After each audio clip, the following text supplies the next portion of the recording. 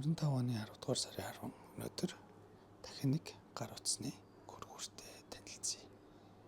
Хэдхэн хоногийн өмнө бүтэн танилцуулга нь орсон Black Shark-ийн 5 Pro гэх кулерыг бичлэгийг хийж байхдаа FlyDigi-ийн B8X-ийн Panda Air гэсэн хослолыг танилцуулгаар амласан тэр ажлаа одоо хамтдаа гүйцээе.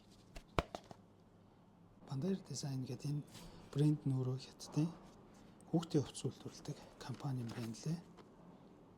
Ямар учиртай иймэрхүү хоршлоор бүтээгдэхүүн гаргасныг нь хамтдаа сонирхож үзье. Ерөнхий техник үзүүлэлт бол энэ дээр харагдчихэв. Хайрцаг доторх дагалдах зүйл нь ах шүү.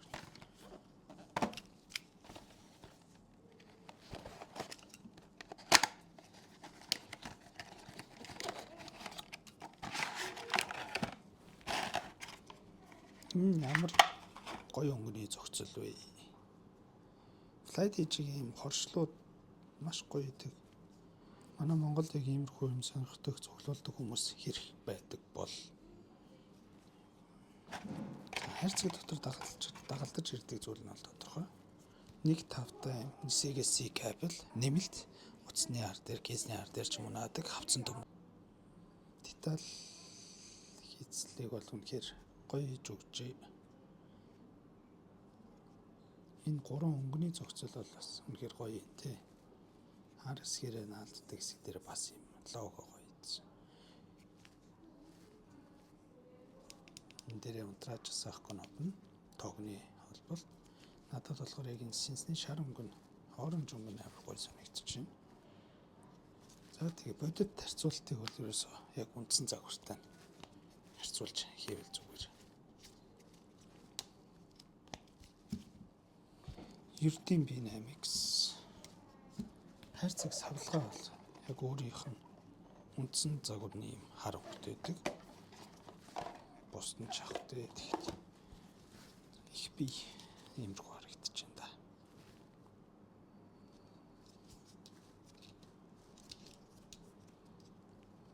B8X дээр өнгө нь хар өнгөний сонголтгүй шууд цагаан болцсон. За нэг иймэрхүү л байна да. Одоо хамтдаа техник үзүүлэлтийг иргэн нэг саная. Юугаараа даваа талтай FlyDigi-ийн B8X юу ямар шүү кулер вэ гэдгийг товчхон дахиад нэг иргэн саная. Манай дэлгүүр B8X-ийг анх оруулж ирж байхад техник үзүүлэлт болон бусад онцлог даваатаар шинж чанаруудыг бүгднийг дэлгэрэнгүй танилцуулж байсан. Энэ удаа дахин товчхон танилцуулъя. Хөрөөх хэмжүүр нь ваттаар хэмжигдэх 30 ваттын хөрөөх чадамжтай асах 16 Цельсиус хүртэл температурт хүрнэ. Өмнөх загваруудаас хөрөөх чадамжаараа 2 дахин илүү сайжирсан. Өөрийн жин 105 г. Загвар хийцлийн хувьд бол арай өөр болсон. Загвараа дагаад агаар солилцолт дээр илүү нарийн шинжилгээг оруулж өгсөн байдаг. Тэр нь юу вэ гэхээр өмнөх загварууд бариа тоглоход гар руу энэ хоёр талаараа үлээгээд бүлийн агаар үлээгээд байдаг гэсэн. Гадагшлаг агаар нь гар руу үлээгээд байдаг гэсэн. B8X дээр болохоор сайжирсан зүйл нь дөрвөн талаас агаар сороод голоороо хойшоо гадагшлуулдаг болсон.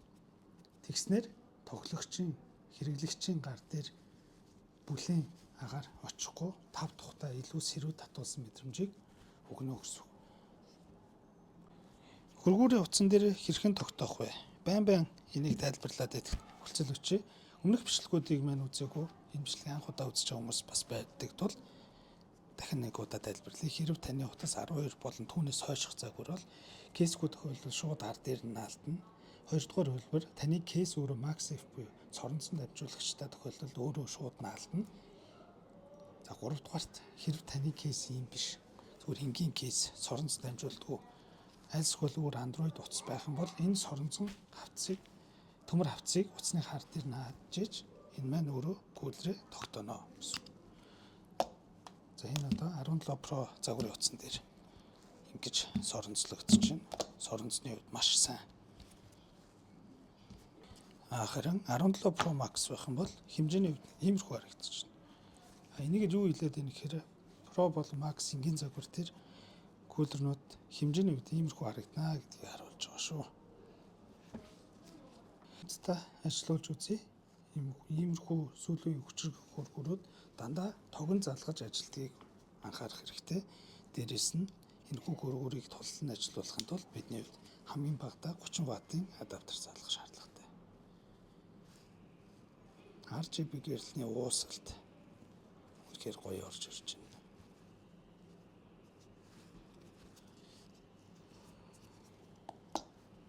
Хамтдаа аппликейшн руу орж харъя. Аппликейшны маань нэр нь FlyDJ Game Center гэж байгаа. Play Store болон App Store дээр аль алин дээр нь байгаа. За тэгээд хөргүүр утас хоёр маань Bluetooth-ээр холбогддог.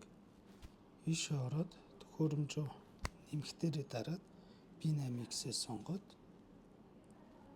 ороод ирж байгаа. За энэ дэр холболт нь хийгдсэн байна. Энэ дээдлийн зураг мөргөний яасан хөргөө. Cyclone Intake Cooling гэж байна шүү. За тэгээд нөгөө өмнөх Black Shark дээр танилцуулж байсан хүчээ өөрөд харуулна. Хүч гэдэг нь сэнснийхээ хурдыг харуулж байгаа. Смарт горим нь таны өмнөөс бүх төргөөг нь өөртөө тааруулаад ажиллаждаг. Хүсэх юм бол Fixed Power дээр бүх хүчтэй хамгийн хүчтэй дээр нь ингээд тааруулж болно. За Max-ийг идэвхжүүлэхийн тулд нөгөө адаптер маань тулцсан байх хэвээр.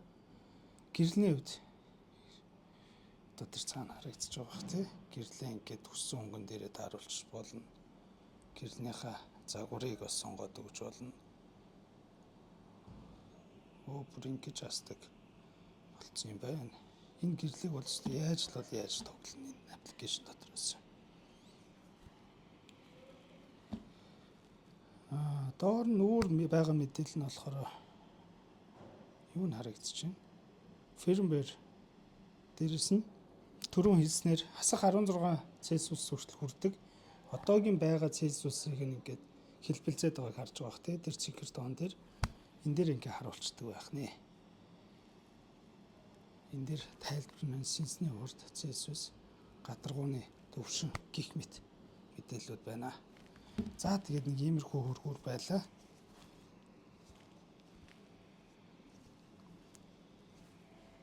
За нэг иймэрхүү хөргүүрийг тайлбарлалаа, танилцууллаа.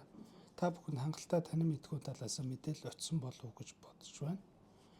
Цаашдаа иймэрхүү бичлэг илүү ихийг үзхийг хүсвэл яахаа мэдж байгаа бах тийм ээ. Тэгээд үүнэ гэж битгий комент хэсэгт бичээрэй. Та зүгээр манай пэйж руу ороод чат хэсэг дээр кулер альсгүй FlyDJ гэд бичих юм бол тань руу энэхүү кулерүүд манай дэлгүүр дээр зарагдж байгаа бүх кулеруудын мэдээллийг автоматар үн зураг бусад бүх мэдээлэлтэй нь илгээх болохыг анхаарна. Баярлалаа.